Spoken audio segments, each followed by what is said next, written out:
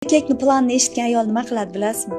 Sizni 2 baravar tezlashtirib beradi. U tinimsiz duo qiladi. O'sha narsa olmoqchi ekan, ey Xudoyim, qayerdan bo'lsa ham o'sha pullarni jo'nat, tez olsin, o'sha erkak menga qolsin.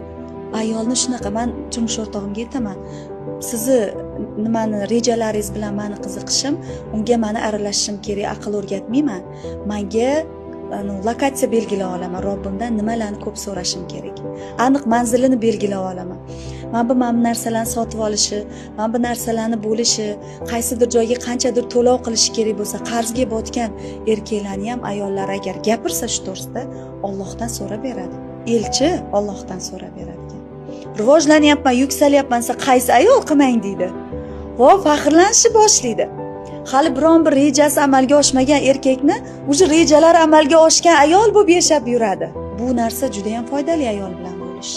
Oilada o'zingizni baxtsiz his qilayotgan bo'lsangiz, turmush o'rtog'ingiz bilan kelisha olmayotgan bo'lsangiz, mana shu darsligimni ko'rib chiqadigan bo'lsangiz, albatta sizni oilangiz o'zgarishiga va o'zingiz xotirjam bo'lishingizga xizmat qiladi.